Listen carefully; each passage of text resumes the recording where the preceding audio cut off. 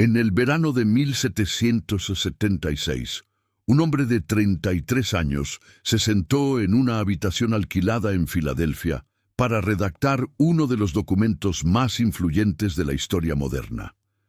Thomas Jefferson, delegado de Virginia ante el Congreso Continental, tenía ante sí la tarea de articular los principios que justificarían la separación de las 13 colonias americanas del Imperio Británico. Las palabras que emergieron de su pluma resonarían a través de los siglos.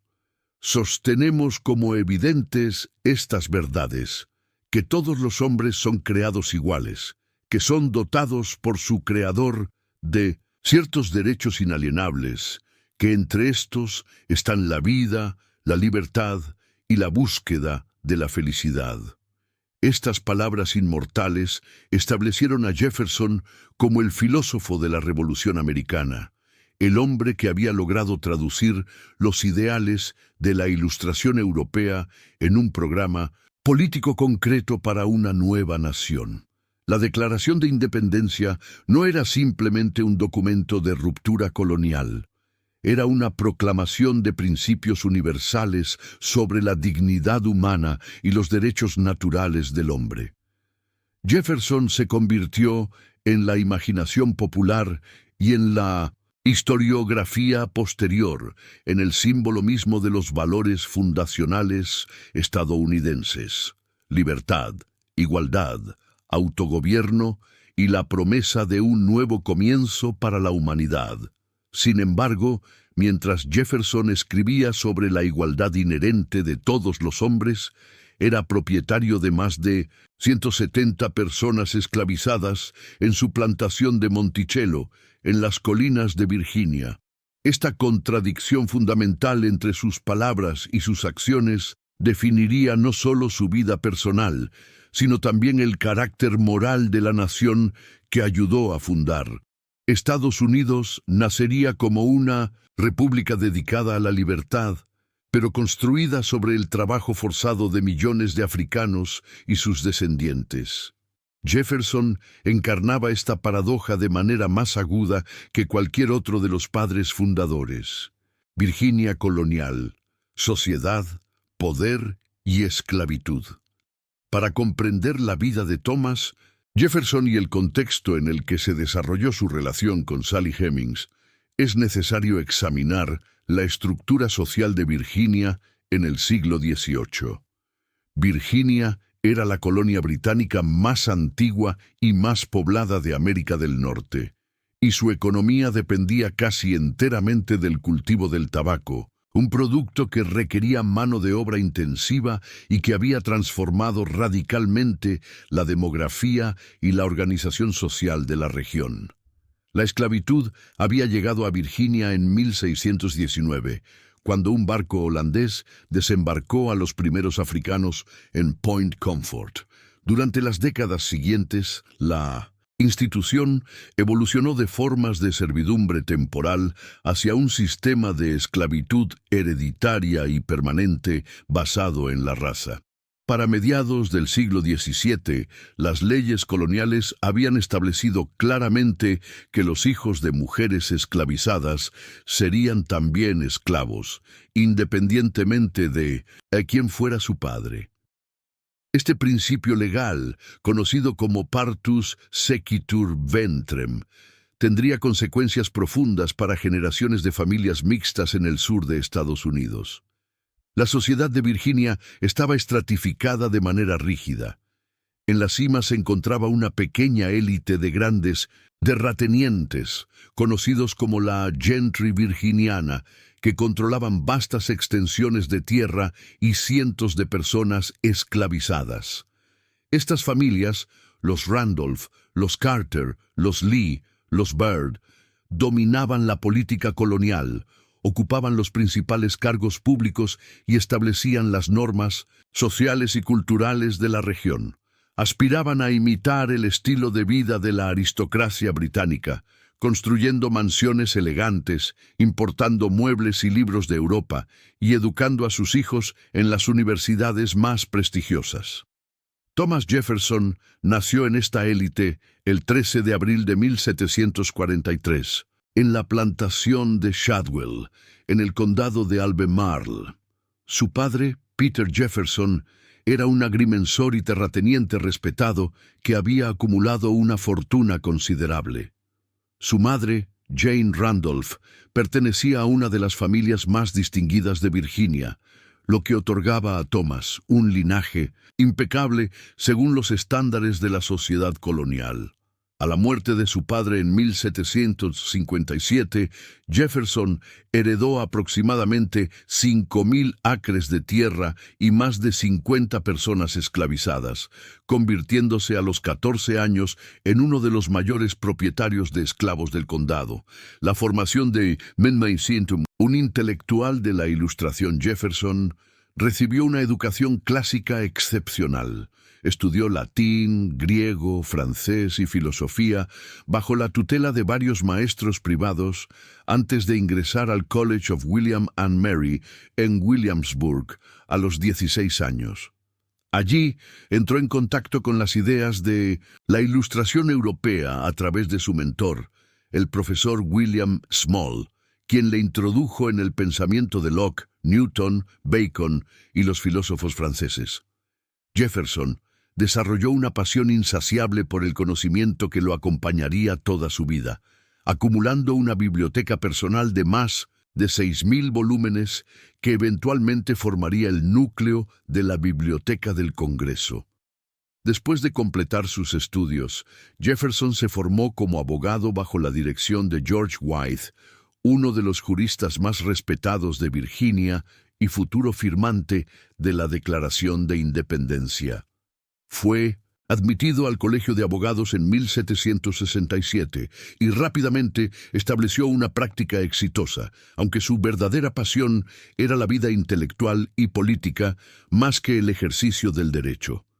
En 1769 fue elegido a la Casa de Burgesses, la Asamblea Legislativa de Virginia, donde comenzó su carrera política que lo llevaría a la gobernación de Virginia, la embajada en Francia, la Secretaría de Estado bajo Washington, la vicepresidencia bajo Adams y finalmente la presidencia de la nación.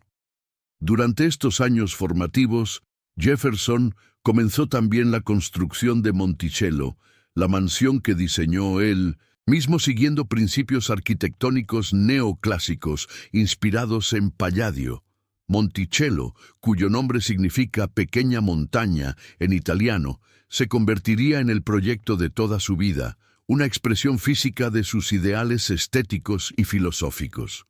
La casa, situada en la cima de una colina con 1.200 vistas espectaculares del Valle de Virginia, fue construida y reconstruida a lo largo de 40 años, siempre con el trabajo de las personas que Jefferson mantenía en esclavitud.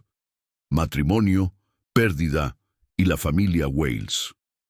En 1772, Jefferson se casó con Martha Wales Skelton, una joven viuda de 23 años conocida por su belleza, su habilidad musical y su temperamento alegre. Martha era hija de John Wales, un abogado y comerciante de esclavos que había acumulado una de las fortunas más grandes de Virginia. El matrimonio fue, por todos los relatos contemporáneos, profundamente amoroso. Jefferson y Martha compartían una pasión por la música. Él tocaba el violín y ella el clavicordio, y pasaban largas horas juntos en Monticello. Sin embargo, la vida de Martha Jefferson estuvo marcada por la tragedia. En 10 años de matrimonio, dio a luz a 6 hijos, de los cuales solo 2 hijas sobrevivieron hasta la edad adulta: Martha, apodada Patsy, y Mary, conocida como Polly. Los repetidos embarazos debilitaron gravemente su salud. Después del nacimiento de su última hija, Lucy Elizabeth, en mayo de 1782, Martha nunca se recuperó completamente. Murió el 6 de septiembre de 1900, ese año, a los 33 años de edad, dejando a Jefferson sumido en una depresión profunda. Según relatos familiares, en su lecho de muerte, Martha hizo prometer a Jefferson que nunca volvería a casarse, temerosa de que una madrastra maltratara a sus hijas. Jefferson cumplió esa promesa durante los 44 años que le quedaban de vida, nunca volviendo a contraer matrimonio. Esta promesa, sin embargo, no significaría una vida de celibato, como la historia eventualmente revelaría. Lo que resulta crucial para nuestra narrativa es que, a la muerte de John Wales en 1773, un año después de la boda de Jefferson y Martha, la pareja heredó no solo 11.000 acres de tierra y 135 personas esclavizadas, sino también a los hijos que Wales había tenido con una de sus esclavas, Elizabeth Hemings. Entre estos hijos estaba una niña de aproximadamente un año de edad llamada Sarah, conocida como Sally. Sally Hemings era, por lo tanto, media hermana de Martha Jefferson, compartiendo el mismo padre biológico. Esta relación de sangre significaba que Sally y sus hermanos eran técnicamente cuñados de Thomas Jefferson, aunque la ley y la sociedad de Virginia los clasificaban simplemente como su propiedad. La familia Hemings, una historia dentro de la historia. Para entender la posición de Sally Hemings en Monticello, es necesario examinar la historia de su familia, una de las más documentadas entre las familias esclavizadas en la América colonial. Larsons, matriarca de la familia, era Elizabeth Hemings, nacida alrededor de 1735, hija de una mujer africana esclavizada y, según la tradición familiar, de un capitán de barco inglés de apellido Hemings. Elizabeth pasó su juventud en la plantación de John Wales, donde eventualmente se convirtió en su concubina después de la muerte de su tercera esposa.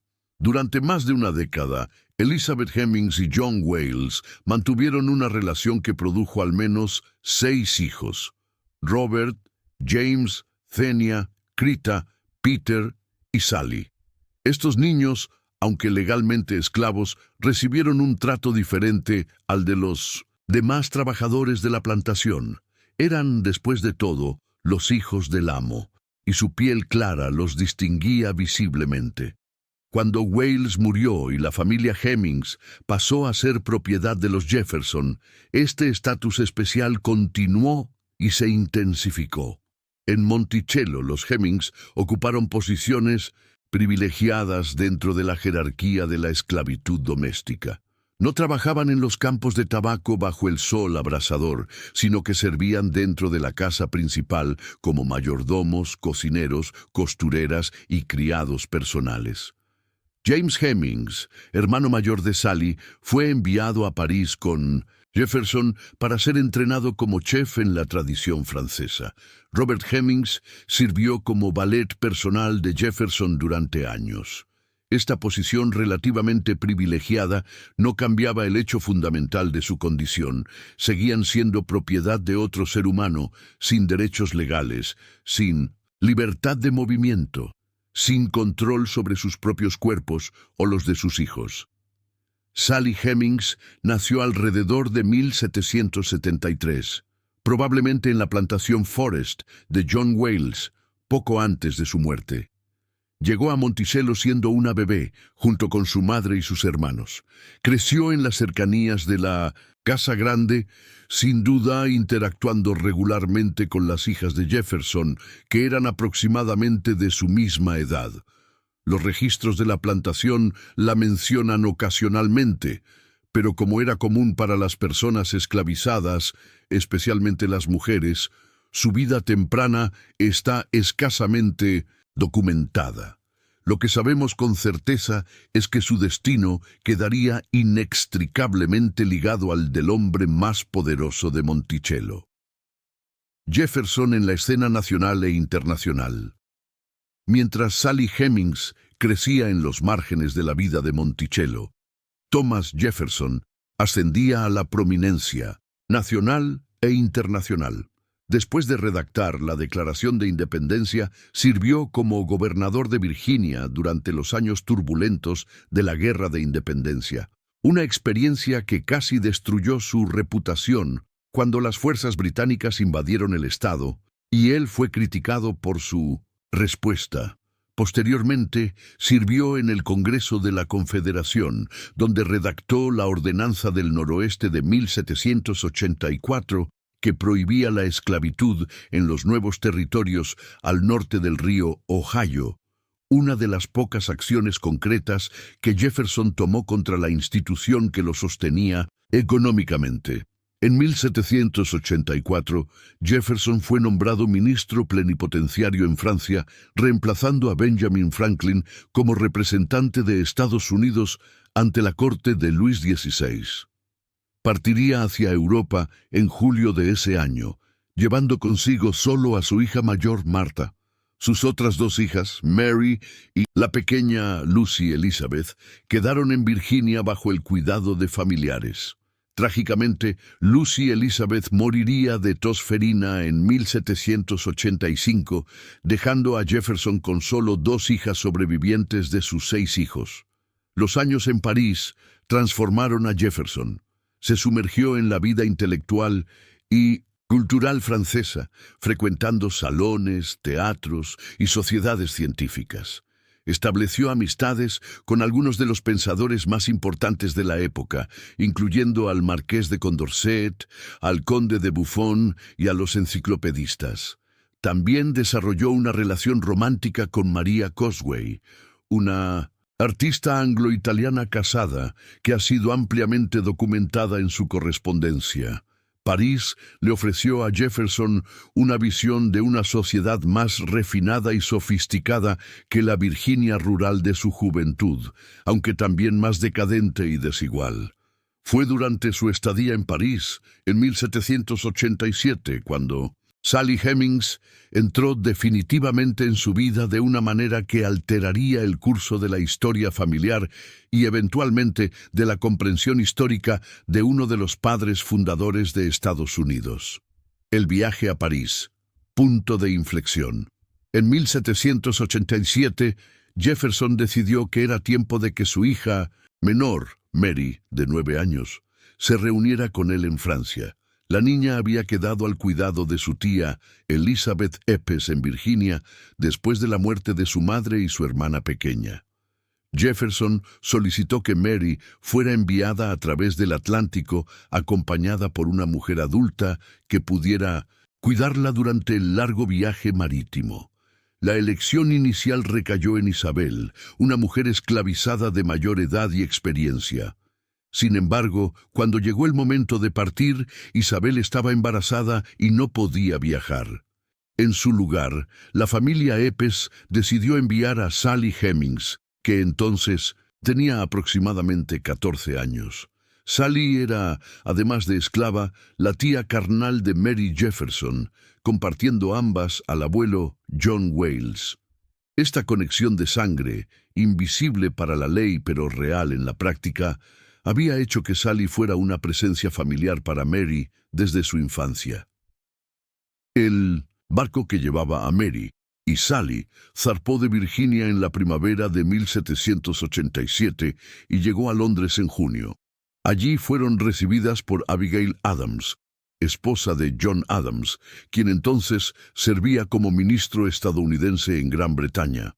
En sus cartas a Jefferson, Abigail Adams describió a Sally como una adolescente que necesitaba más cuidado del que podía proporcionar, y expresó sorpresa de que una persona tan joven hubiera sido enviada como acompañante de la niña. Adams retuvo a Mary y Sally en Londres durante varias semanas, mientras hacía arreglos para que continuaran su viaje a París. Cuando Sally Hemings llegó finalmente a París en el verano de 1787. Era una joven que había pasado toda su vida en los confines de las plantaciones de Virginia.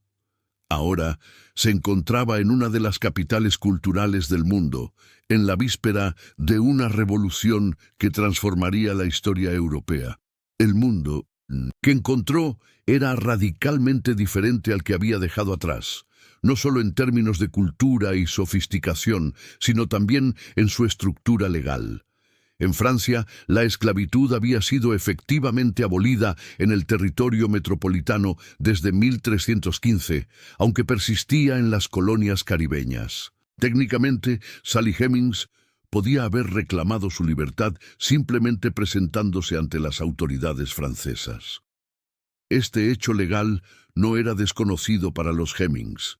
James Hemings, hermano de Sally, ya había estado en Francia con Jefferson desde 1784 y era consciente de que la ley francesa no reconocía la esclavitud. James había negociado con Jefferson un acuerdo por el cual continuaría sirviéndole a cambio de la promesa de eventual libertad. La posibilidad de libertad en suelo francés era real y tangible para Sally de una manera que nunca lo había sido en Virginia. Es en este contexto, una adolescente esclavizada en un país donde legalmente podría ser libre, en la casa de un viudo de 44 años que era su amo absoluto en Virginia, y también el cuñado de sangre de su difunta madre, donde comenzó la relación que uniría a Thomas Jefferson y Sally Hemings durante los siguientes 38 años. La imagen pública de Jefferson, filósofo de la libertad para el mundo exterior, Thomas Jefferson de finales de la década de 1780, era la personificación del ideal ilustrado americano. Era el autor de la Declaración de Independencia, el hombre que había articulado los principios de libertad e igualdad que inspiraban a revolucionarios en ambos lados del Atlántico. En París, era recibido en los círculos más exclusivos como representante de la prometedora experiencia republicana americana. Sus Notes on the State of Virginia, publicadas en 1785, lo habían establecido como un pensador serio sobre temas que iban desde la geología y la botánica hasta la organización política y la naturaleza humana. En ese mismo libro, sin embargo, Jefferson había escrito extensamente sobre la raza y la esclavitud, de maneras que revelan las profundas contradicciones de su pensamiento. Mientras condenaba la esclavitud como una abominación y una depravación moral que corrompía tanto al amo como al esclavo, también expresaba opiniones pseudocientíficas sobre la supuesta inferioridad intelectual de las personas de ascendencia africana. Jefferson especulaba que los negros eran inherentemente menos capaces de razonamiento abstracto y carecían de la capacidad para la verdadera creatividad artística. Estas opiniones, que hoy reconocemos como profundamente racistas, eran presentadas con el lenguaje medido de la investigación científica. Jefferson también expresaba en sus escritos un horror particular hacia la mezcla racial, que describía como una degradación de la raza blanca.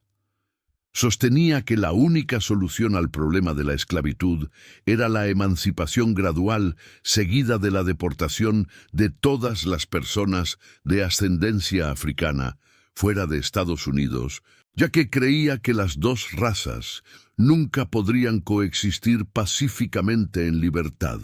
Esta posición, conocida como colonización, sería adoptada por muchos abolicionistas moderados en las décadas siguientes, aunque nunca se implementó de manera significativa.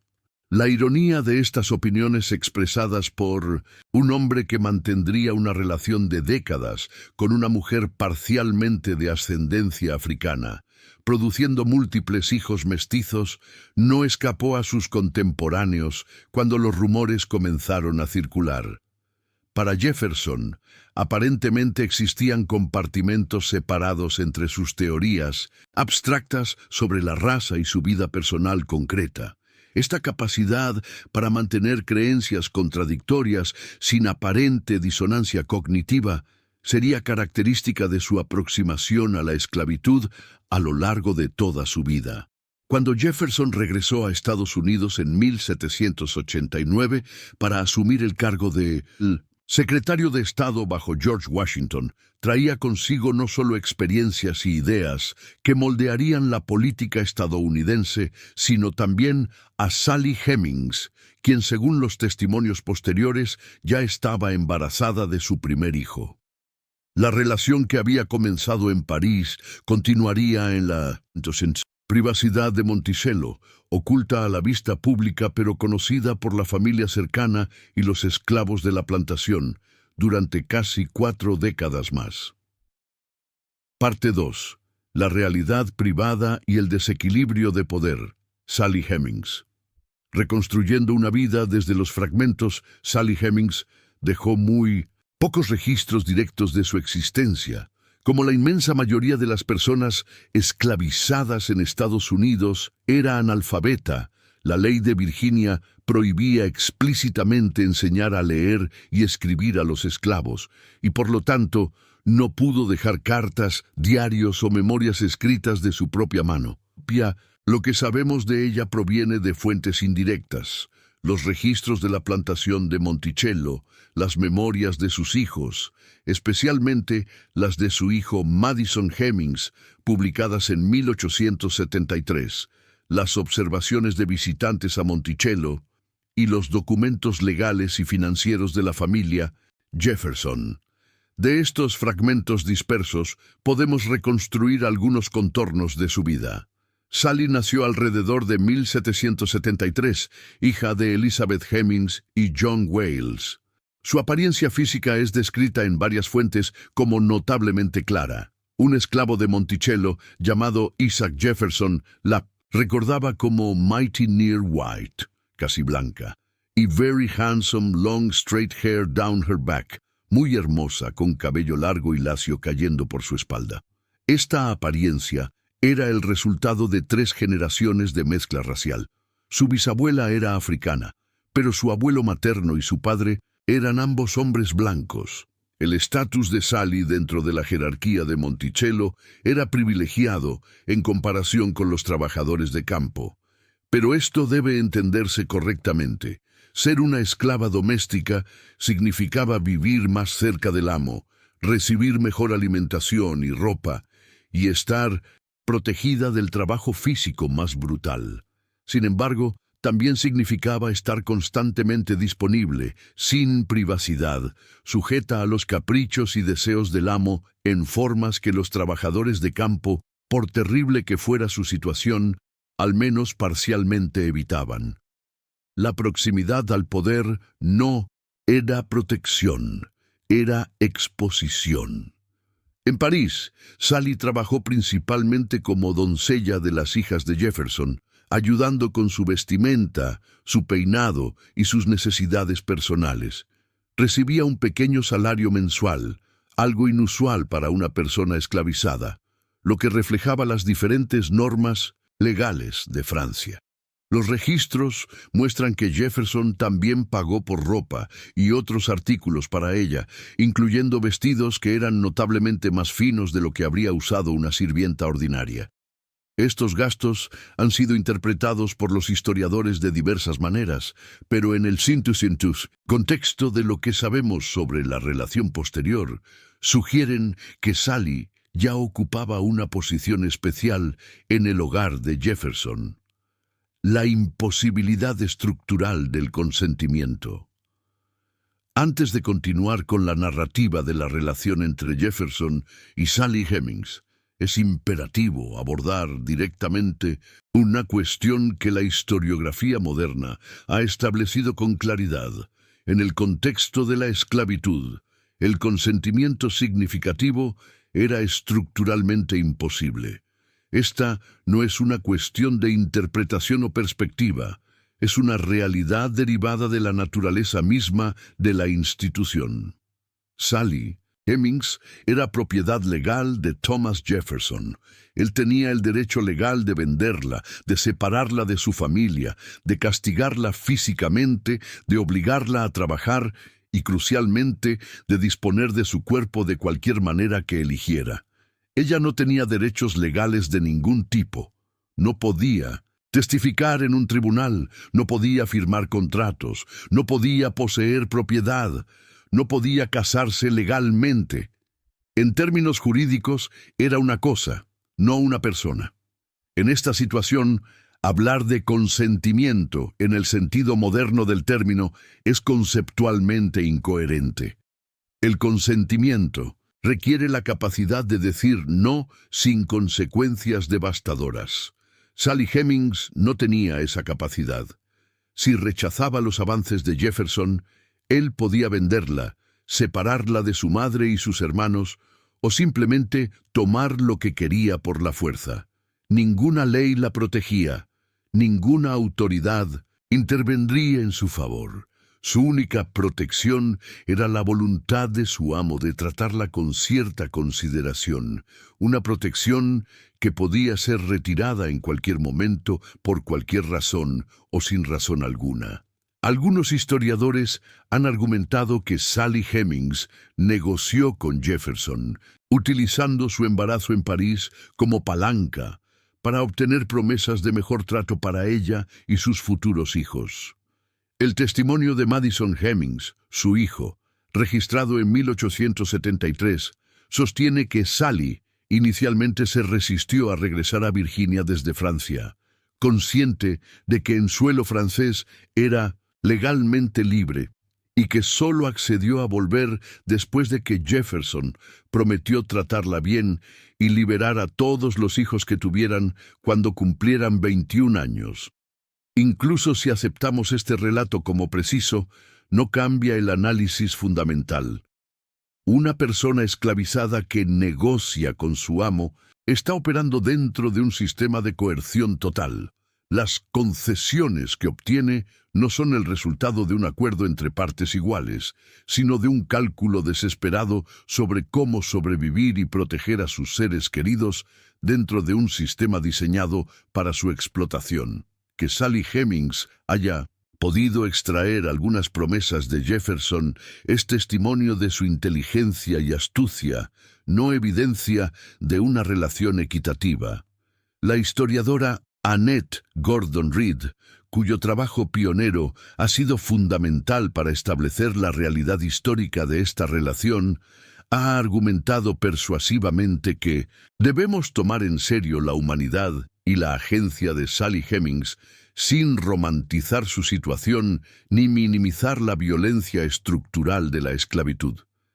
Hemings era una persona completa con pensamientos, sentimientos, esperanzas y miedos propios. Pero era una persona completa atrapada en un sistema que la definía como propiedad. Reconocer su humanidad significa también reconocer el horror de su situación. El regreso a Virginia y los años en Monticello. En septiembre de 1789, Thomas Jefferson partió de Francia para regresar a Estados Unidos, llevando consigo a sus dos hijas, a James Hemings y a Sally Hemings. Según el testimonio posterior de Madison Hemings, Sally estaba embarazada en el momento de la partida. Este primer embarazo aparentemente terminó poco después de su llegada a Virginia. Los registros no muestran ningún nacimiento, lo que sugiere un aborto espontáneo o un bebé que murió al nacer. Jefferson se instaló en Monticello mientras asumía sus nuevas responsabilidades como secretario de Estado del gobierno de Washington. Sally Hemings también regresó a la plantación, retomando su lugar en la jerarquía de esclavos domésticos. Externamente, su vida continuaba como antes. Era una esclava de la casa grande, realizando tareas domésticas y atendiendo las necesidades del hogar. Internamente, sin embargo, su situación había cambiado de manera fundamental. Los registros de nacimientos de Monticello, mantenidos meticulosamente por Jefferson como parte de su gestión de la plantación, muestran que Sally Hemings tuvo al menos 6 hijos entre 1795 y 1808. Harriet, nacida en 1795, murió en la infancia. Beverly, nacido en 1798, una hija sin nombre, nacida en 1799, murió en la infancia. Harriet II, nacida en 1801. Madison, nacido en 1805. Eston, nacido en 1808. De estos 6 hijos, 4 sobrevivieron hasta la edad adulta. Lo notable de estos nacimientos, desde una perspectiva histórica, es que Jefferson estaba presente en Monticello aproximadamente 9 meses antes de cada concepción documentada. Este patrón, establecido por los historiadores que han analizado los registros de viajes de Jefferson y los nacimientos de los hijos de Sally, es estadísticamente consistente con la paternidad de Jefferson y difícil de explicar de otra manera. La vida cotidiana de una esclava privilegiada. En Monticello, Sally Hemings ocupaba una posición peculiar. Era parte de la élite de la esclavitud doméstica, los Hemings, que disfrutaban de privilegios negados a los trabajadores de campo. Vivía en dependencias cercanas a la casa principal, no en las cabañas más distantes donde residían los esclavos agrícolas. Sus hijos también recibieron un trato distintivo. No fueron enviados a trabajar en los campos, sino que fueron entrenados en oficios calificados. Beverly y Eston Hemings aprendieron carpintería y lutería. Madison fue entrenado como carpintero bajo la supervisión de su tío John Hemings, uno de los artesanos más hábiles de Monticello. Sin embargo, estos privilegios relativos deben ser entendidos en su contexto apropiado.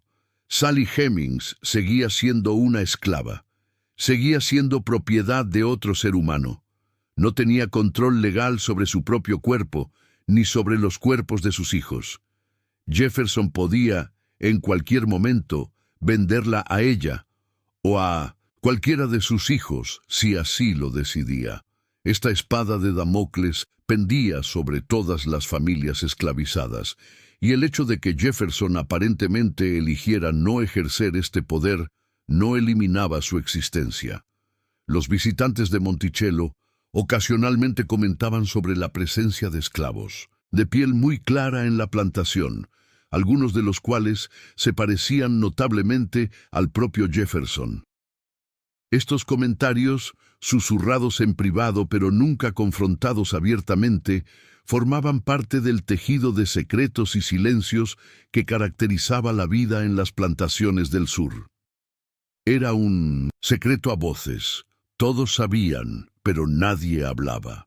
La arquitecta de Monticello, la distribución misma del espacio, facilitaba esta vida doble.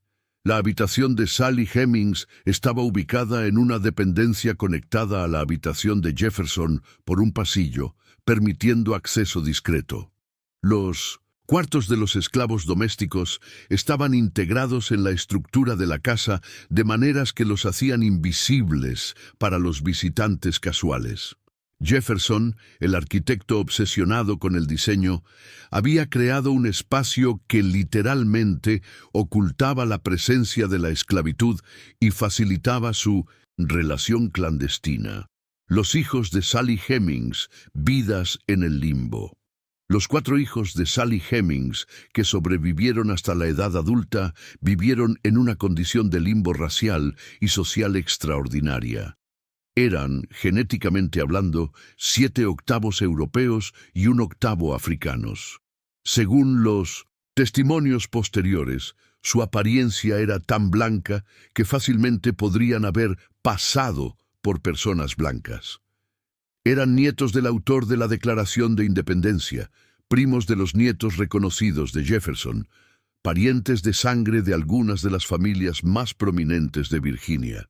Y sin embargo, eran esclavos. Beverly Hemings, el mayor de los hijos sobrevivientes, creció en Monticello aprendiendo el oficio de carpintero. Según los registros y los testimonios familiares, era un joven de piel clara y cabello rojizo que se parecía notablemente a Jefferson. En 1822, cuando tenía 24 años, Beverly simplemente se fue de Monticello. Los registros de la plantación indican que Jefferson permitió que se marchara sin ser perseguido, efectivamente emancipándolo de manera informal. Beverly se fue hacia el norte, se casó con una mujer blanca y vivió el resto de su vida como un hombre blanco, ocultando su ascendencia. Harriet Hemings, la única hija que sobrevivió hasta la edad adulta, siguió un camino similar. En 1822, a los 21 años, también fue permitida marcharse de Monticello. Jefferson incluso proporcionó dinero para su viaje y arregló transporte para ella. Harriet se fue a Washington, D.C., y según el testimonio de Madison Hemings, se casó con un hombre blanco de buena posición social, viviendo el resto de su vida como una mujer blanca. Su verdadera identidad permaneció oculta para su nueva comunidad y presumiblemente para sus propios hijos. Madison y Eston Hemings, los dos hijos menores, fueron liberados formalmente por el testamento de Jefferson a su muerte en 1826. Ambos eran ya adultos jóvenes con oficios establecidos. Madison se estableció en Ohio, donde vivió abiertamente como un hombre de color, casándose con una mujer negra y criando una familia dentro de la comunidad afroamericana. Fue Madison quien proporcionó el testimonio más detallado sobre la relación entre Jefferson y su madre en una entrevista publicada en el periódico Pike County Republican en 1873. Eston Hemings también se mudó a Ohio inicialmente, pero posteriormente se trasladó a Wisconsin, donde tomó la decisión de vivir como blanco. Cambió su apellido a Jefferson y él y sus descendientes vivieron como blancos durante generaciones. Algunos descendientes de Eston ni siquiera sabían de su ascendencia hasta que la investigación genealógica moderna la reveló. La experiencia de Sally Hemings, lo que podemos inferir, la experiencia interna de Sally Hemings, sus pensamientos, sus sentimientos, sus luchas y sus alegrías, permanece en gran parte inaccesible para nosotros. No dejó testimonios directos. Lo que podemos hacer es inferir aspectos de su experiencia a partir de las circunstancias documentadas de su vida y de los testimonios de quienes la conocieron.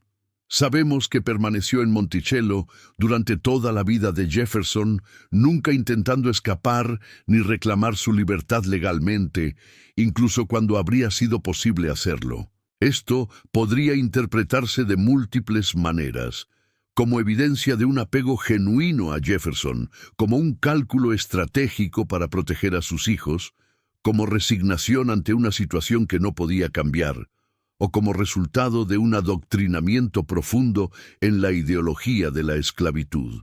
Probablemente era una combinación de todos estos factores. Sabemos que logró proteger a sus hijos de las peores manifestaciones de la esclavitud. Ninguno de ellos trabajó en los campos.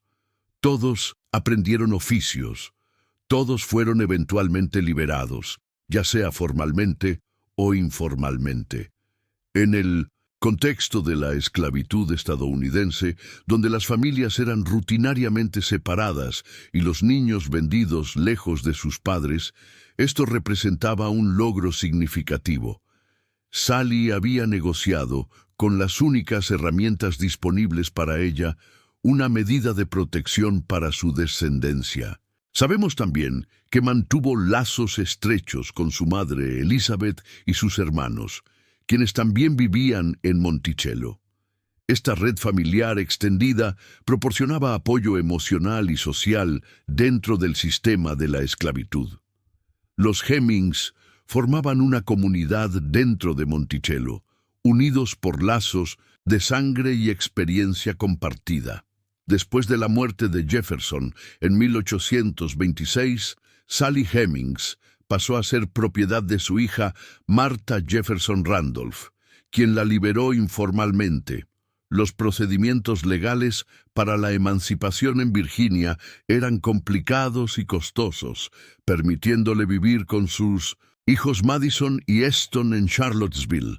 Sally Hemings murió en 1835, aproximadamente a los 62 años de edad, y fue enterrada en un lugar desconocido. No hay lápida, no hay monumento, no hay registro oficial de su muerte. Como en vida, fue invisible para la historia oficial. El silencio de Jefferson, Thomas Jefferson, nunca reconoció públicamente su relación con Sally Hemings ni la paternidad de sus hijos. En sus miles de páginas de correspondencia, en sus detallados registros de Monticello, en su autobiografía inconclusa, no hay ni una sola referencia directa a la naturaleza de su relación con ella. Los hijos de Sally aparecen en el Farm Book, el registro de la plantación, listados junto con los otros esclavos como propiedad, con sus fechas de nacimiento cuidadosamente anotadas, pero sin ninguna indicación de paternidad. Este silencio era, por supuesto, absolutamente necesario para Jefferson. Reconocer una relación sexual con una mujer esclavizada habría sido un escándalo devastador en su época.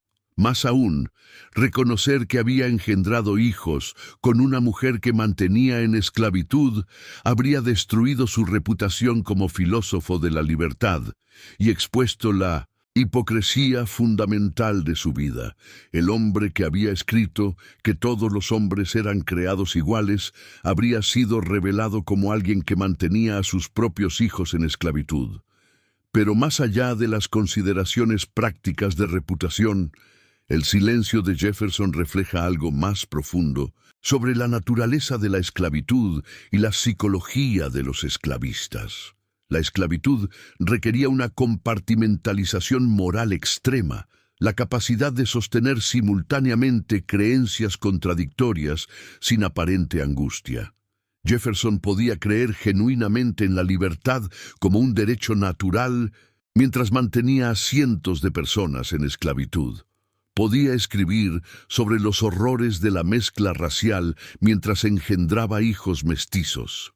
Podía sostener que los negros eran intelectualmente inferiores mientras educaba a sus propios hijos de ascendencia africana en oficios calificados.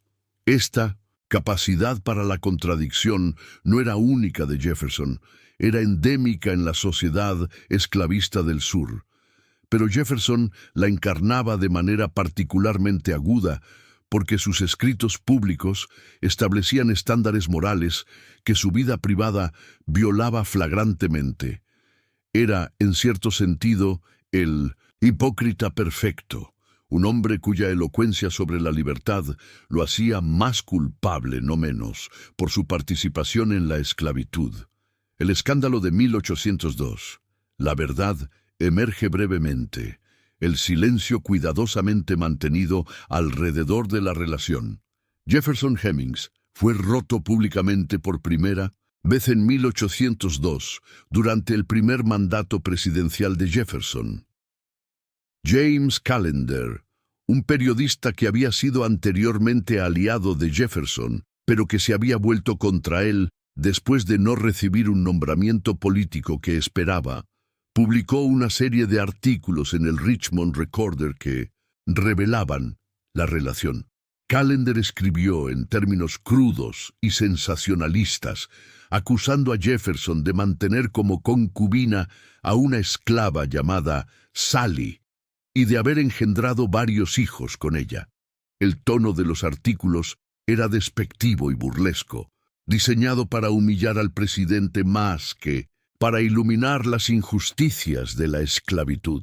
Callender, el mismo un hombre de moralidad dudosa que moriría ahogado en un río un año después, aparentemente ebrio, no estaba motivado por la justicia, sino por la venganza. Sin embargo, la información que proporcionaba era sustancialmente precisa. Callender había obtenido sus datos de fuentes en Virginia, probablemente de vecinos de Jefferson, o incluso de personas esclavizadas de Monticello que habían hablado. Los detalles que proporcionaba, el nombre de Sally, la existencia de hijos, el parecido de estos con Jefferson, coincidían con lo que los residentes locales habían sospechado durante años. La reacción del público estadounidense fue mixta. Los enemigos políticos de Jefferson, especialmente los federalistas, utilizaron el escándalo para atacarlo. Periódicos federalistas reprodujeron y expandieron las acusaciones de Callender. Se escribieron sátiras y canciones burlándose del Congo harem del presidente.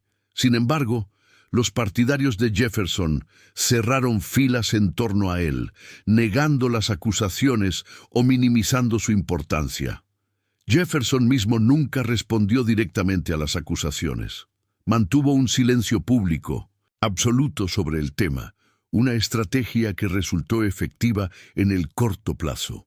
Sin una confirmación o negación del presidente, el escándalo eventualmente se desvaneció del debate público, aunque nunca desapareció completamente de los rumores y la tradición oral. Lo que el escándalo de 1802 reveló fue la capacidad de la sociedad estadounidense para mirar hacia otro lado cuando la verdad era inconveniente. La relación entre Jefferson y Hemings era un secreto a voces. Callender simplemente lo había dicho en voz alta. Pero decirlo en voz alta no cambió nada. Jefferson completó su primer mandato y fue reelegido en 1804 por un margen abrumador. La esclavitud continuó. Sally Hemings siguió siendo esclava. Sus hijos siguieron siendo esclavos. El silencio se restableció. Parte 3. Negación, silencio y supresión histórica. La construcción del mito jeffersoniano. Después de la muerte de Thomas Jefferson, el 4 de julio de 1826, exactamente 50 años después de la adopción de la Declaración de Independencia y el mismo día en que murió John Adams, comenzó un proceso deliberado de construcción mitológica alrededor de su figura. Jefferson había sido durante su vida una figura controvertida, admirado por unos y detestado por otros. Su legado disputado entre partidarios y enemigos políticos. Después de su muerte, sin embargo, comenzó a emerger un Jefferson más simple y heroico, el filósofo de la libertad, el arquitecto de la democracia americana, el genio universal que había servido a su país con desinterés y sabiduría. Esta mitologización fue promovida activamente por la familia Jefferson y sus aliados.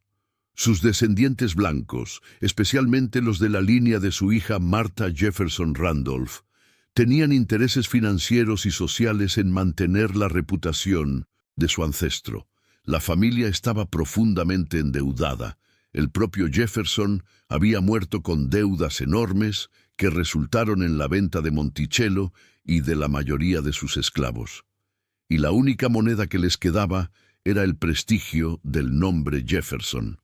Las primeras biografías de Jefferson, escritas por admiradores y familiares, presentaban una imagen cuidadosamente editada de su vida. La esclavitud era minimizada o justificada como un mal necesario que Jefferson lamentaba pero no podía evitar. Su relación con Sally Hemings era simplemente ignorada, o cuando las acusaciones de Callender eran mencionadas, descartadas, como calumnias políticas de un enemigo desacreditado. Los hijos de Sally Hemings, que seguían vivos y cuya existencia era verificable, eran excluidos de la narrativa oficial de la familia Jefferson. Esta supresión no era única del caso Jefferson. En todo el sur de Estados Unidos, las familias blancas prominentes tenían parientes de sangre entre las poblaciones esclavizadas y posteriormente libres, producto de generaciones de explotación sexual. Reconocer estas conexiones habría desafiado toda la ideología de la supremacía blanca que sostenía el sistema, el social del sur.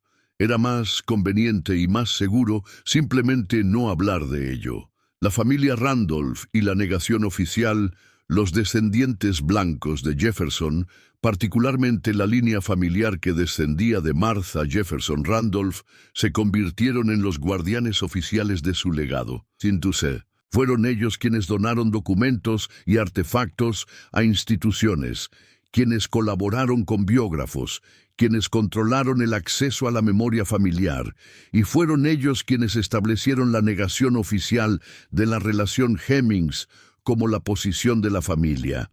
La versión que la familia promovió para explicar los rumores persistentes era que los hijos de Sally Hemings habían sido engendrados no por Thomas Jefferson, sino por uno de sus sobrinos, Samuel o Peter Carr.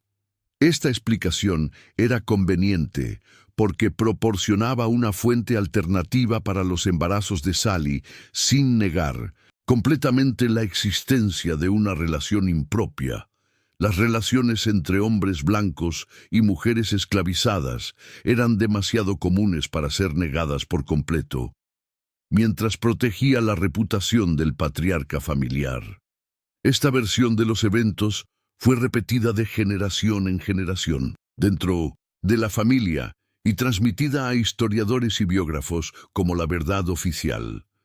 Thomas Jefferson Randolph, nieto de Jefferson e hijo de Martha, declaró explícitamente que Peter Carr era el padre de los hijos de Sally.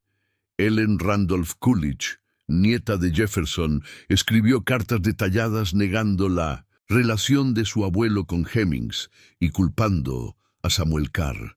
Sin embargo, estas negaciones estaban plagadas de inconsistencias. Los Carr nunca vivieron permanentemente en Monticello, lo que hace difícil explicar el patrón de concepciones que coincidía con las presencias de Jefferson en la plantación. Los propios Carr, aunque aparentemente conscientes de los rumores, nunca confirmaron ni negaron explícitamente ser los padres de los hijos de Hemings. Y los testimonios de personas que habían conocido a los hijos de Sally, esclavos de Monticello, vecinos, visitantes, consistentemente afirmaban su parecido con Jefferson, no con los Carr, la historiografía tradicional y sus silencios. Durante más de 150 años después de la muerte de Jefferson, la historiografía estadounidense mainstream aceptó la versión de la familia Randolph como la verdad establecida. Los grandes historiadores del siglo XIX y principios del XX, George Tucker, Henry Randall, James Parton, descartaron la relación Hemings como improbable, indigna de Jefferson o simplemente imposible de verificar. Cuando mencionaban el tema en absoluto, lo hacían para desestimarlo. Dumas Malone, el historiador más influyente de Jefferson en el siglo XX, dedicó 6 volúmenes a su biografía entre 1948 y 1981. Esta obra monumental, que le ganó el premio Pulitzer, estableció la interpretación canónica de Jefferson para generaciones de lectores y estudiantes. Malone abordó la cuestión Hemings en un apéndice, concluyendo que la relación era virtualmente imposible, basándose en su evaluación del carácter de Jefferson. Su argumento era esencialmente circular. Jefferson era un hombre de principios elevados, por lo tanto, no habría tenido una relación con una esclava, por lo tanto, no la tuvo. Este razonamiento revelaba los prejuicios profundos de la historiografía tradicional. Los historiadores blancos, muchos de ellos sureños, simplemente no podían imaginar a uno de sus héroes nacionales en una relación con una mujer negra. La idea les resultaba no solo moralmente repugnante, sino casi ontológicamente imposible. Jefferson era un caballero. Los caballeros no hacían esas cosas. Por lo tanto, Jefferson no lo había hecho. Al mismo tiempo, estos historiadores ignoraban o descartaban la evidencia que contradecía su narrativa preferida. Los testimonios de esclavos de Monticello eran considerados poco fiables. Las Memorias de Madison Hemings, publicadas en 1873, eran descartadas como invenciones o exageraciones. El hecho de que personas que habían vivido los eventos afirmaran consistentemente que Jefferson era el padre de los hijos de Sally era irrelevante, porque estas personas eran negras y por lo tanto, en Mindusintu, la mentalidad de la época, no merecedoras de credibilidad. El testimonio de Madison Hemings. En 1873, el periodista Samuel Wetmore entrevistó a Madison Hemings, entonces un hombre de 68 años que vivía en Ohio. La entrevista fue publicada en el Pike County Republican el 13 de marzo de ese año, proporcionando el relato más detallado disponible de la familia Hemings desde la perspectiva de alguien que la había vivido. Madison contó la historia de su madre, su viaje a París, su relación con Jefferson, los hijos que tuvieron, la vida en Monticello y su eventual liberación. Identificó a Jefferson explícitamente como su padre y describió las circunstancias de su concepción y nacimiento con detalles específicos. Relató cómo su madre había sido persuadida para regresar a Virginia desde Francia con promesas de buen trato y libertad eventual para sus hijos. Describió cómo él y sus hermanos habían crecido en Monticello sabiendo quién era su padre, aunque nunca se hablara de ello abiertamente. El testimonio de Madison era extraordinariamente rico en detalles verificables. Proporcionaba nombres, fechas, lugares y circunstancias que podían ser cotejadas con otros registros. Muchos de los detalles que proporcionaba sobre la vida en Monticello, sobre los otros esclavos, sobre los visitantes y los eventos, fueron posteriormente confirmados por investigaciones independientes. No había razón evidente para que Madison mintiera o inventara. Vivía tranquilamente en Ohio, no buscaba fama ni dinero, y su testimonio fue dado cerca del final de su vida cuando las consideraciones mundanas importan menos. Sin embargo, la historiografía tradicional ignoró el testimonio de Madison Hemings durante más de un siglo. No era citado en las biografías canónicas de Jefferson, no era discutido en las historias generales de la era. Cuando era mencionado, era para descartarlo como poco confiable o como producto de una imaginación activa. El razonamiento implícito era claro.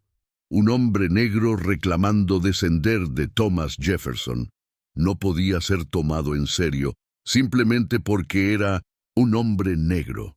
Esta actitud hacia el testimonio negro era parte de una tendencia más amplia en la historiografía estadounidense. Las memorias de esclavos, las tradiciones orales de las comunidades negras, los testimonios de testigos afroamericanos eran sistemáticamente devaluados en comparación con los documentos escritos producidos por personas blancas. Esta jerarquía de fuentes garantizaba que la perspectiva blanca dominara la narrativa histórica, incluso cuando esa perspectiva era demostrablemente incompleta o falsa. Los descendientes de Hemings, una historia paralela. Mientras la familia Randolph cultivaba el mito de Jefferson como patriarca sin mácula, existía una línea familiar paralela que conservaba una tradición oral muy diferente.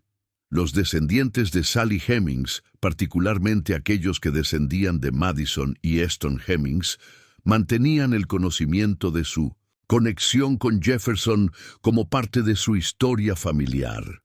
Para los descendientes que vivían como negros, como la mayoría de los descendientes de Madison Hemings, esta conexión era una fuente de orgullo complicado. Descendían de uno de los fundadores más venerados de la nación, pero ese fundador había mantenido a su ancestro en esclavitud. Su identidad estaba definida tanto por su conexión con Jefferson como por su exclusión del legado oficial de Jefferson. Para los descendientes que habían pasado a la identidad blanca, como muchos de los descendientes de Beverly, Harriet y Eston Hemings, la conexión con Hemings era un secreto peligroso. En una sociedad donde la gota de sangre negra podía destruir carreras y relaciones, revelar la ascendencia de Sally Hemings era impensable. Algunos de estos descendientes blancos aparentemente olvidaron o suprimieron activamente el conocimiento de sus orígenes. Otros lo guardaron como un secreto familiar transmitido solo a los más cercanos. El resultado fue que durante generaciones existieron dos linajes jeffersonianos paralelos, uno blanco, público, honrado, el otro parcialmente negro, oculto, negado. Las dos familias no se encontraban en 1800 y reuniones familiares ni compartían memorias. Vivían en mundos separados por la barrera de color que Jefferson había ayudado a construir y que su propia vida había transgredido. El costo humano de la supresión. La negación de la relación. Jefferson Hemings no fue simplemente un ejercicio académico o una disputa historiográfica. tuvo costos humanos reales para generaciones de descendientes de Sally Hemings. Ser negado, ser llamado mentiroso, ser excluido de la historia de tu propia familia. Estas experiencias dejaron cicatrices. Los descendientes de Hemings, que intentaron establecer su conexión con Jefferson, fueron rechazados, ridiculizados o ignorados por los guardianes oficiales del legado jeffersoniano. Cuando intentaban visitar Monticello, el hogar de sus antepasados, eran recibidos como turistas comunes, sin ningún reconocimiento de su relación especial con el lugar. En la Asociación de Descendientes de Thomas Jefferson, una organización creada por los descendientes blancos, los descendientes de Sally Hemings, fueron excluidos durante décadas. Esta exclusión era una continuación de la violencia original de la esclavitud por otros medios. Jefferson había ejercido poder absoluto sobre el cuerpo de Sally Hemings. Sus descendientes blancos ejercían poder absoluto sobre su memoria. Ella y sus hijos podían ser poseídos, utilizados y luego borrados de la historia oficial. La supresión de la verdad era una forma de posesión póstuma, un intento de controlar la narrativa de la misma manera que se había controlado a las personas. Para los descendientes de Hemings, la eventual vindicación de su historia familiar, cuando llegó finalmente a finales del siglo XX, fue tanto un alivio como una amargura.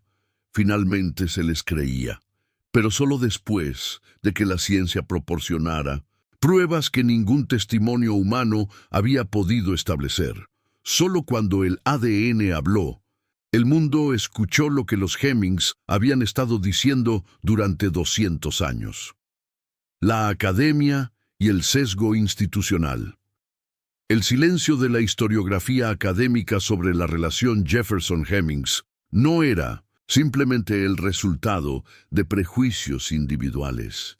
Reflejaba sesgos institucionales profundos en cómo se hacía y se validaba el conocimiento histórico. Las universidades que producían historiadores, los departamentos que otorgaban títulos, las revistas que publicaban investigaciones, las editoriales que distribuían libros. Todas estas instituciones estaban dominadas por hombres blancos que compartían supuestos culturales sobre quién merecía ser estudiado y quién merecía ser creído. La historia de la esclavitud misma era marginal en la historiografía estadounidense hasta bien entrado el siglo XX. Cuando se estudiaba, se hacía frecuentemente desde perspectivas que minimizaban su brutalidad o incluso la presentaban como una institución benigna. La Escuela Dunning de Historia de la Reconstrucción, dominante durante décadas, presentaba a los esclavos como incapaces de libertad y a la era de la Reconstrucción como un desastre impuesto por el norte a un sur inocente. Esta interpretación racista fue enseñada como verdad histórica en universidades estadounidenses hasta la década de 1960. En este contexto, la historia de Sally Hemings no tenía lugar. Era demasiado incómoda, demasiado desafiante para la narrativa establecida, demasiado centrada en una experiencia negra que la academia no estaba preparada para tomar en serio. Se requeriría una transformación fundamental en los estudios históricos estadounidenses, impulsada por el movimiento de derechos civiles, el surgimiento de la historia social y el ingreso de mujeres y minorías a la profesión académica, antes de que la historia de los Hemings pudiera ser investigada y validada adecuadamente. Voces disidentes, los primeros cuestionamientos. Aunque la versión oficial de la negación dominó durante décadas, siempre hubo voces disidentes que cuestionaban la narrativa establecida. Historiadores afroamericanos en particular mantuvieron viva la discusión sobre Jefferson y Hemings cuando sus colegas blancos preferían ignorarla. W.E.B. Du Bois, el gran intelectual afroamericano del siglo XX, escribió sobre Jefferson y la hipocresía de los padres fundadores con respecto a la esclavitud. Aunque no se enfocó específicamente en la relación con Hemings, Du Bois estableció el marco interpretativo que permitiría a investigadores posteriores abordar el tema. Jefferson no era simplemente un héroe que tenía una falla trágica, sino un hombre que encarnaba las contradicciones fundamentales de la democracia estadounidense. Carter G. Woodson, fundador de lo que se convertiría en el mes de la historia negra y pionero de la historia afroamericana profesional, también abordó la complejidad moral de los padres fundadores esclavistas. Su trabajo ayudó a establecer que la historia de la esclavitud y de los afroamericanos no era marginal sino central para comprender la experiencia estadounidense. En 1961, Lerone Bennett Jr. publicó Before the Mayflower, una historia de los afroamericanos que incluía una discusión de la relación Jefferson-Hemings como un hecho establecido de la historia negra, aunque la historiografía blanca continuaba negándolo. El libro de Bennett fue ampliamente leído en comunidades afroamericanas y en cursos de estudios negros que comenzaban a surgir en universidades estadounidenses. Sin embargo, estas voces permanecieron marginales en el discurso histórico mainstream. Eran leídas en comunidades negras y en círculos académicos especializados, pero no penetraban en las narrativas dominantes sobre Jefferson que se enseñaban en escuelas y se presentaban al público y general. El muro de la negación era poroso. La verdad se filtraba a través de las grietas, pero seguía en pie. El cambio generacional y nuevas aproximaciones. En las décadas de 1960 y 1970, transformaciones sociales y académicas más amplias comenzaron a crear condiciones para una reconsideración de la relación Jefferson-Hemings. El movimiento de derechos civiles había desafiado la supremacía blanca en todos los aspectos de la vida estadounidense, incluyendo la producción de conocimiento histórico. Nuevas generaciones de historiadores, incluyendo por primera vez números significativos de mujeres y afroamericanos, entraban a la profesión con preguntas diferentes y menos invertidos en proteger la reputación de los padres fundadores. La nueva historia social que emergió en esta época enfatizaba las experiencias de personas ordinarias, trabajadores, mujeres, minorías, en lugar de las élites que habían dominado la historiografía tradicional. La historia desde abajo proporcionaba un marco para tomar en serio las voces de personas esclavizadas y sus descendientes, que habían sido previamente ignoradas. Al mismo tiempo, los estudios de la esclavitud se transformaban.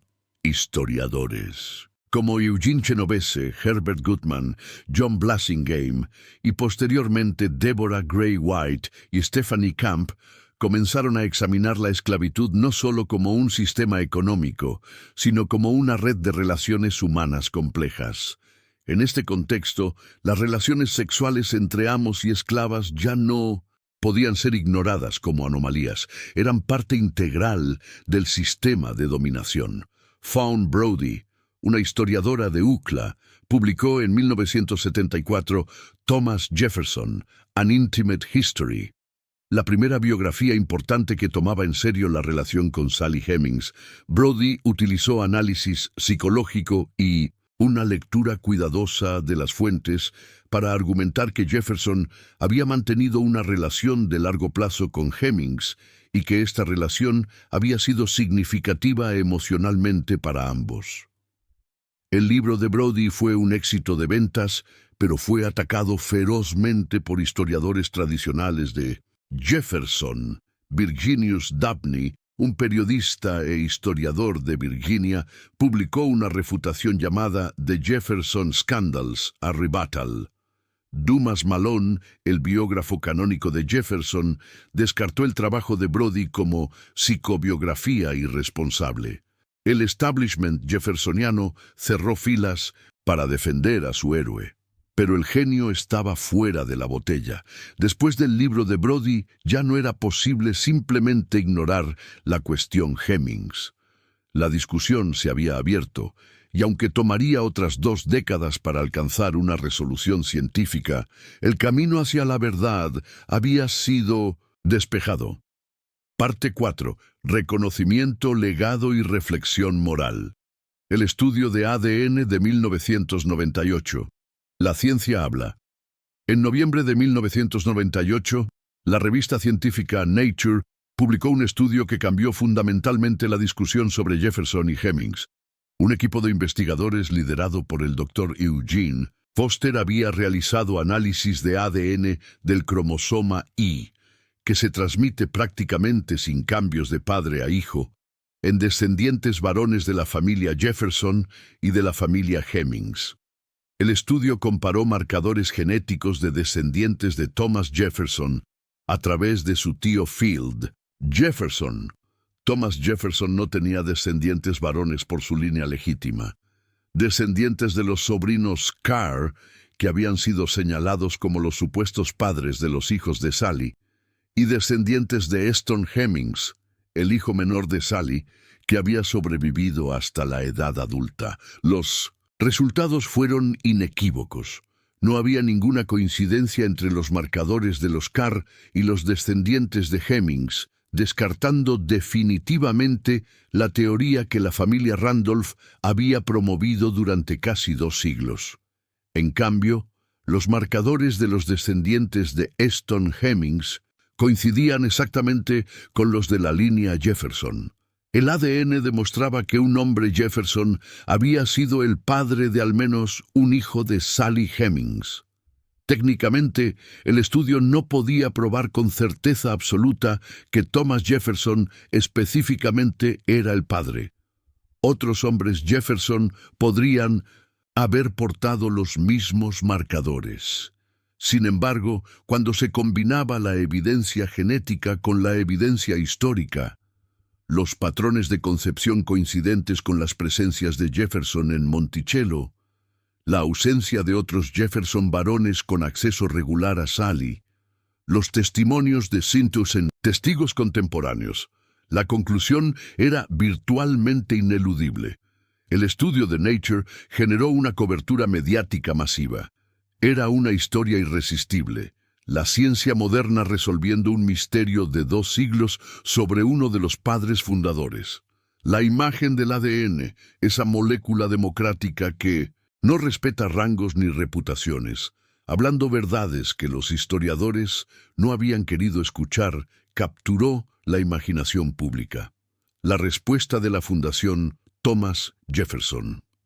En enero de 2000, poco más de un año después de la publicación del estudio de ADN, la Fundación Thomas Jefferson emitió un informe oficial sobre la controversia. La fundación, que administra Monticello como museo y sitio histórico, había comisionado su propio comité de investigación para evaluar toda la evidencia disponible.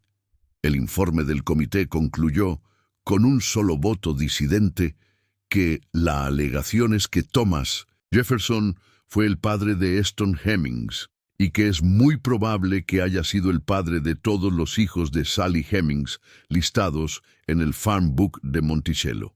Esta conclusión, emitida por la organización más autorizada sobre Jefferson, representaba un cambio sísmico en la posición oficial. La Fundación Thomas Jefferson había pasado de negar rotundamente la relación a reconocerla como un hecho histórico establecido. Monticello comenzó a incorporar la historia de Sally Hemings y sus hijos en sus tours y exhibiciones. Los cuartos donde había vivido Sally, que habían sido ignorados o presentados simplemente como dependencias de servicio, fueron reinterpretados a la luz de la nueva comprensión de su significado. Este reconocimiento institucional no fue universal ni inmediato. Algunos descendientes de la línea blanca de Jefferson rechazaron las conclusiones del estudio de ADN y el informe de la Fundación. Se formó una organización rival, el Thomas Jefferson Heritage Society, dedicada a mantener la negación y a promover teorías alternativas sobre la paternidad de los hijos de Hemings. Estas teorías alternativas, que postulaban a otros familiares Jefferson como los verdaderos padres, carecían de evidencia convincente, pero proporcionaban consuelo a quienes no podían aceptar la verdad sobre su ancestro. La obra de Annette Gordon Reed. El reconocimiento académico pleno de la relación Jefferson-Hemings llegó con el trabajo de Annette Gordon Reed, una historiadora y profesora de Derecho cuya investigación transformó el campo. Su primer libro, Thomas Jefferson and Sally Hemings, An American Controversy, 1997, publicado un año antes del estudio de ADN, había argumentado persuasivamente que los historiadores habían aplicado estándares de evidencia diferentes a las fuentes blancas y negras y que cuando se aplicaban estándares consistentes, la evidencia favorecía abrumadoramente la existencia de la relación. Gordon Reed examinó cómo historiadores como Dumas Malone habían descartado el testimonio de Madison Hemings sin justificación adecuada, mientras aceptaban, sin crítica, las negaciones de la familia Randolph. Demostró que los argumentos supuestamente racionales contra la relación estaban frecuentemente basados en supuestos racistas implícitos sobre quién merecía ser creído. Su análisis minucioso de las fuentes estableció nuevos estándares para la investigación sobre el tema. Su segundo libro, The Hemingses of Monticello, An American Family, 2008, ganó el Premio Pulitzer de Historia y el National Book Award. Esta obra monumental contaba la historia de 4 generaciones de la familia Hemings, desde Elizabeth Hemings hasta los hijos de 1900, Sally. Por primera vez, los Hemings eran presentados como protagonistas de su propia historia, no simplemente como personajes secundarios en la historia de Jefferson. Gordon Reed, una mujer afroamericana que se había convertido en una de las historiadoras más respetadas de Estados Unidos, representaba también el tipo de transformación en la profesión histórica que había hecho posible esta investigación. Las voces que habían sido marginadas durante generaciones ahora tenían el poder de reescribir la narrativa nacional. Monticello transformado. La incorporación de la historia de Sally Hemings en la narrativa oficial de Monticello representó un cambio fundamental en cómo el sitio presentaba la esclavitud y la vida de Jefferson. Anteriormente, Monticello había sido presentado principalmente como la obra maestra arquitectónica de un genio ilustrado. La esclavitud era mencionada pero no enfatizada. Después de 1998, la esclavitud y las personas esclavizadas se convirtieron en parte central de la experiencia del visitante. Tours especiales ahora cuentan la historia de las familias esclavizadas de Monticello, incluyendo los Hemings. Las dependencias donde vivían los esclavos han sido restauradas y abiertas al público. El cuarto de Sally Hemings, un espacio pequeño adyacente a la habitación de Jefferson, que había estado cerrado durante décadas, fue finalmente restaurado y presentado en 2017, 200 años después de su ocupación. La Asociación de Descendientes de Thomas Jefferson, que durante generaciones había excluido a los descendientes de Hemings, comenzó un proceso de reconciliación. Aunque plagado de tensiones y retrocesos, este proceso ha llevado a encuentros entre los dos linajes y a intentos de construir una comprensión más completa de la familia Jefferson en todas sus ramificaciones. Estos cambios reflejan una transformación más amplia en cómo Estados Unidos presenta su historia de la esclavitud. Sitios como la plantación Whitney, en Luisiana, el Museo Nacional de Historia y Cultura Afroamericana en Washington y el Monumento Nacional a la Paz en Montgomery, Alabama, representan un esfuerzo por confrontar honestamente el legado de la esclavitud en la nación. Reflexiones sobre consentimiento, poder y violencia estructural. El reconocimiento de la relación. Jefferson Hemings ha obligado a una reconsideración de cómo hablamos sobre las relaciones sexuales bajo la esclavitud. El lenguaje importa. Llamar a Sally Hemings la amante o la concubina de Jefferson implica una mutualidad que el sistema de esclavitud hacía estructuralmente imposible. Algunos historiadores prefieren hablar de violación o abuso, términos que capturan la violencia inherente en cualquier acto sexual entre amo y esclava.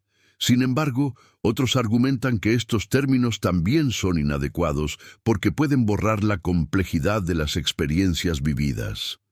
Sally Hemings fue una persona completa que tomó decisiones dentro de las severas restricciones de su situación, negocio. Sobrevivió, protegió a sus hijos. Reducirla a una víctima pasiva de violación puede ser tan deshumanizante como romantizar su relación como un amor prohibido.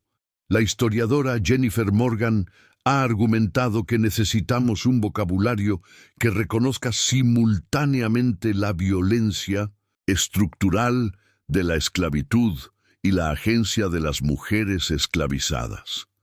La esclavitud era una institución de dominación total que incluía el acceso sexual a los cuerpos de las mujeres esclavizadas como uno de sus componentes. Dentro de esta dominación, las mujeres encontraban formas de resistir, negociar y proteger a sus seres queridos. Lo que está claro es que no podemos aplicar conceptos contemporáneos de consentimiento de manera simple a una situación donde el consentimiento era estructuralmente imposible. Thomas Jefferson tenía poder absoluto sobre Sally Hemings. Cualquier acuerdo entre ellos ocurría dentro de ese marco de poder total. Reconocer esto no significa negar la humanidad de Sally Hemings. Significa tomar en serio la brutalidad del sistema que la mantenía cautiva. Jefferson y la contradicción americana. La historia de Jefferson y Hemings ilumina lo que los historiadores han llamado la paradoja americana, una nación fundada sobre principios de libertad e igualdad, pero construida sobre el trabajo forzado de millones de personas esclavizadas. Jefferson encarnaba esta paradoja de manera casi perfecta. El autor de las palabras más elocuentes sobre los derechos humanos, que mantuvo a cientos de personas en esclavitud y engendró hijos con una mujer que poseía como propiedad. Las interpretaciones de esta contradicción varían. Algunos historiadores enfatizan el contexto histórico. Jefferson era un hombre de su tiempo, atrapado en un sistema que había heredado y del que no podía escapar. Sus expresiones de oposición a la esclavitud, aunque nunca se tradujeron en acciones efectivas, representaban al menos una conciencia del mal de la institución. Otros historiadores son más críticos. Jefferson no solo heredó esclavos, compró y vendió activamente seres humanos a lo largo de su vida. No solo no liberó a sus esclavos, dependía de su trabajo para mantener un estilo de vida lujoso mientras acumulaba deudas enormes. Sus escritos contra la esclavitud eran abstractos y teóricos. Sus acciones concretas perpetuaban el sistema. Lo que la historia de Minus en Sally Hemings añade a esta discusión es una dimensión íntima y personal. La hipocresía de Jefferson no era solo una cuestión de principios políticos abstractos, contradichos por prácticas económicas. Era algo vivido en lo más privado de su existencia. Cada noche que pasaba con Sally Hemings, cada hijo que nacía, cada año que esos hijos crecían en esclavitud mientras su padre escribía sobre libertad. Todo esto representaba una contradicción moral encarnada, una hipocresía hecha carne. El significado contemporáneo. La historia de Jefferson y Hemings resuena en discusiones contemporáneas sobre raza, memoria y justicia en Estados Unidos. El país continúa luchando con las consecuencias de la esclavitud y la supremacía blanca, desigualdad racial persistente, violencia policial contra comunidades negras, debates sobre reparaciones, controversias sobre monumentos confederados. La historia de 1900, cómo la verdad sobre Jefferson y Hemings fue suprimida durante 2 siglos, ofrece lecciones sobre cómo las sociedades construyen y mantienen narrativas convenientes. Los mecanismos de la negación, la desvalorización de las voces negras, la protección de los héroes blancos, la comodidad del silencio, no desaparecieron con el fin de la esclavitud. Continúan operando en cómo se cuenta la historia estadounidense, en qué historias se consideran importantes y cuáles se marginan. El reconocimiento eventual de la relación, impulsado por evidencia científica incontrovertible y por el trabajo de historiadores que desafiaron las narrativas establecidas, ofrece también una nota de esperanza. La verdad, aunque puede ser suprimida durante generaciones, eventualmente emerge. Las voces de los marginados, aunque pueden ser ignoradas, persisten. La historia puede ser reescrita cuando nuevas voces entran en la conversación y cuando la sociedad está preparada para escuchar verdades incómodas. Los descendientes de hoy, los descendientes de Sally Hemings, viven en todo Estados Unidos, algunos identificándose como negros, otros como blancos, muchos como multirraciales. La investigación genealógica y genética moderna ha conectado a cientos de personas con esta línea familiar, personas cuyas historias familiares habían sido perdidas o suprimidas. Para muchos de estos descendientes, el reconocimiento de la relación Jefferson-Hemings ha sido un momento de validación después de generaciones de negación. Las historias que sus familias habían contado, las conexiones que habían reclamado, finalmente fueron reconocidas como verdaderas por el establecimiento histórico que las había rechazado durante tanto tiempo. Al mismo tiempo, los descendientes enfrentan preguntas complicadas sobre identidad y legado. ¿Qué significa descender de uno de los padres fundadores de Estados Unidos y simultáneamente de una mujer esclavizada por él? ¿Cómo se reconcilia el orgullo en una conexión histórica con el reconocimiento de la violencia que la hizo posible?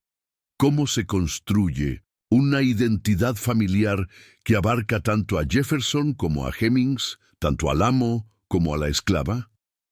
Estas preguntas no tienen respuestas fáciles. Son preguntas que, en cierto sentido, Estados Unidos entero debe enfrentar. ¿Cómo construir una identidad nacional que reconozca tanto los ideales proclamados de libertad e igualdad como la realidad histórica de esclavitud y opresión? Reflexión final. La memoria como justicia. La historia de Thomas Jefferson y Sally Hemings es, en última instancia, una historia sobre la memoria y sus responsabilidades. Durante 2 siglos, una verdad incómoda fue negada, minimizada y suprimida. Esta supresión tenía costos para los descendientes de Hemings, que eran tratados como mentirosos, para la comprensión histórica que quedaba distorsionada, para una nación que evitaba confrontar las contradicciones de su fundación. El reconocimiento de la verdad, cuando finalmente llegó, fue una forma de justicia, no justicia en el sentido legal. Ninguna compensación es posible para Sally Hemings, fallecida hace casi 2 siglos, sino justicia en el sentido de dar a cada uno lo que le corresponde. A Sally Hemings y sus descendientes les correspondía ser creídos.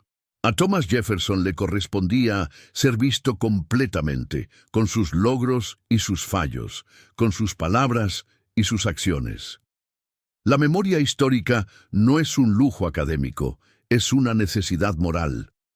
Cómo recordamos el pasado determina cómo entendemos el presente y qué futuros podemos imaginar. Una memoria que oculta las injusticias perpetúa sus efectos. Una memoria que las enfrenta honestamente abre la posibilidad de superarlas.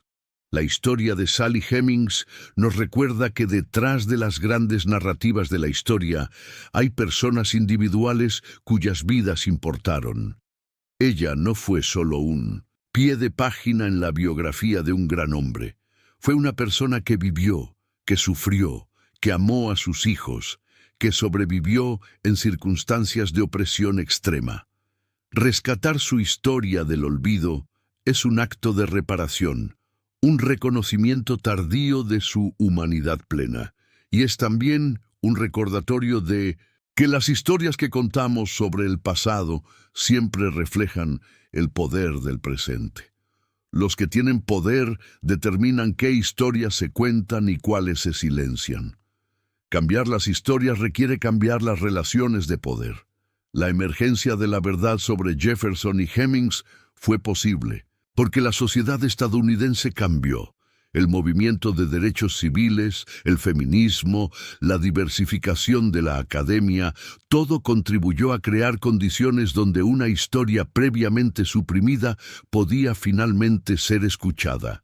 El trabajo no está terminado.